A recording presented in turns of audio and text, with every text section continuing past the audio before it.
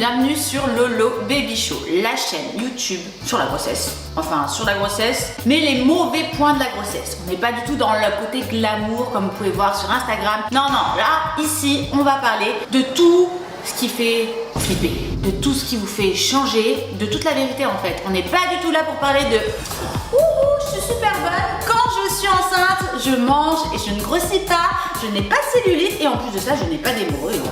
On va parler de la grossesse sans langue de bois, vous l'avez compris, il est hors de question que je mâche mes mots et que je vous vende du rêve parce qu'on m'a vendu beaucoup de rêves. Maintenant que je suis enceinte, je me rends compte que c'est complètement différent. Mais bon, on va aussi parler de la joie que procure d'être enceinte et d'avoir un enfant.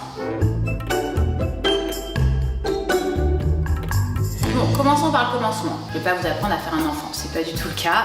Je suis pas le Kama Sutra. Juste que pour certaines femmes, c'est plus facile que d'autres de tomber enceinte. Pourquoi? Le facteur numéro 1, le stress. Moi, je sais que j'ai mis énormément de temps, enfin énormément, 8 mois à tomber enceinte.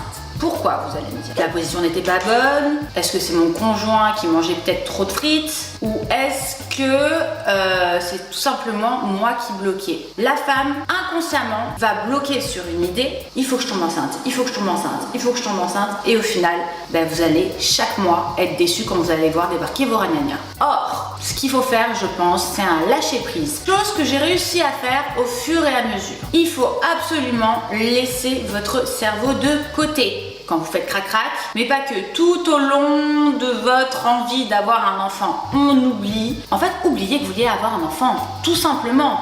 Parce que plus vous allez bloquer dessus, et je vous promets que plus ça va être long. Je vous dis ça de femme à femme. Bien sûr, il y a malheureusement certaines femmes qui ont des problèmes un peu plus poussés. Tous les problèmes gynécologiques, tout ça, c'est très dur à vivre, c'est très pesant. Mais il ne faut jamais, jamais, jamais lâcher l'affaire. C'est tellement un petit bonheur que toutes les femmes méritent que je vous le souhaite. Bon, parlons un petit peu sexualité. C'est comme ça qu'on fait un enfant. Quelle est la position la plus propice, vous allez me dire, pour concevoir un bébé? Bon, là, je pense que le plus basique, ça va être le missionnaire. Pourquoi? Parce que là, le bébé spermatozoïde,